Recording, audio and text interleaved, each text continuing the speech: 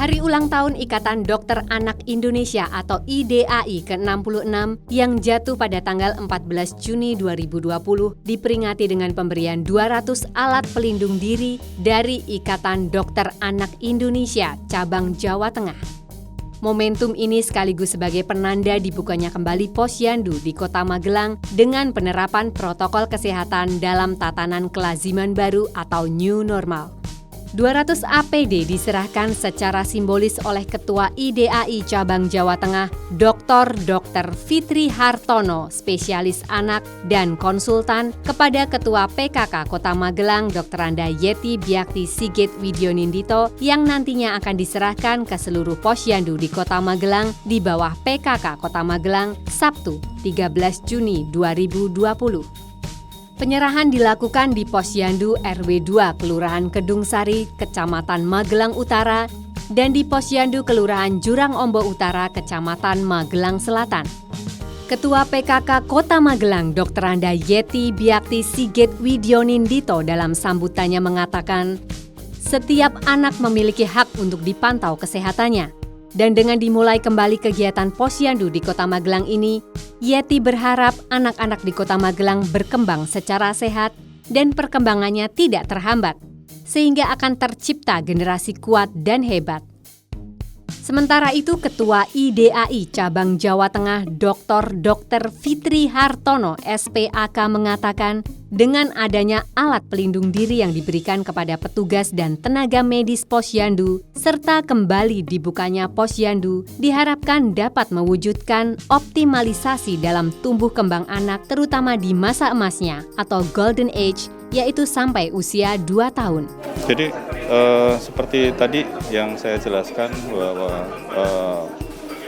Ikatan Dokter Anak Indonesia, khususnya cabang Jawa Tengah, hadir di sini adalah untuk menginisiasi kepada masyarakat lewat kader-kader Posyandu untuk dapat kembali melakukan pelayanan Posyandu, tetapi pada tempat-tempat yang sudah ditentukan bahwa tempat itu memang aman, ya.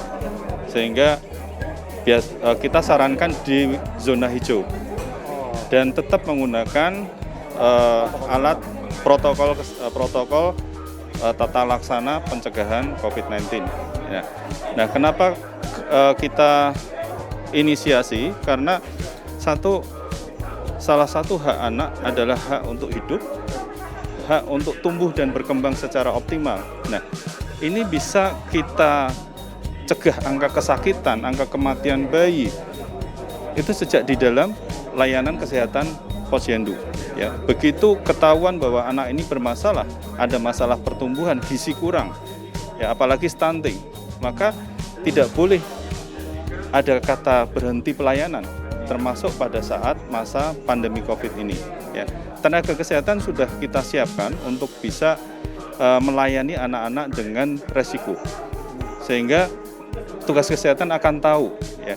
Nah, kalau kita tidak menjelaskan kepada masyarakat bahwa layanan Posyandu itu harus tetap dilakukan, maka yang terjadi masyarakat akan tetap takut berhadapan dengan tenaga kesehatan, takut memeriksakan ke puskesmas atau tenaga kesehatan, sehingga tidak ada yang memantau pertumbuhan dan perkembangan anak.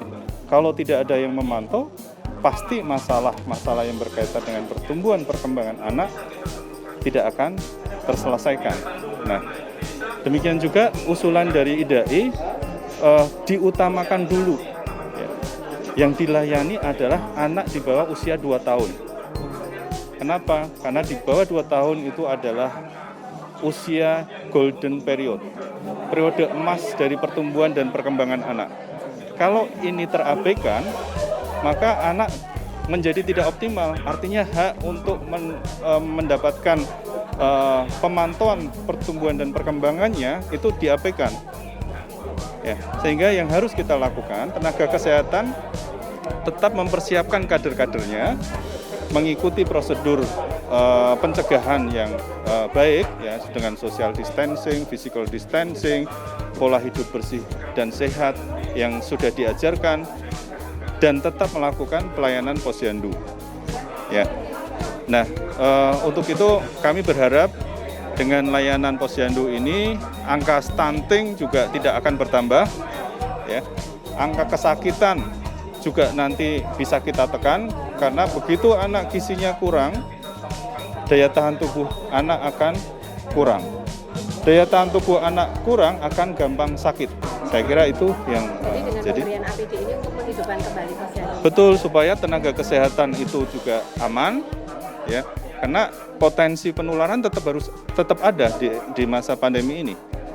Ya, sehingga kita harus lindungi kader-kader juga, kita harus lindungi tenaga kesehatan yang datang di posyandu. Sehingga pelayanan imunisasi, pemantauan pertumbuhan lewat buku KIA, stimulasi lewat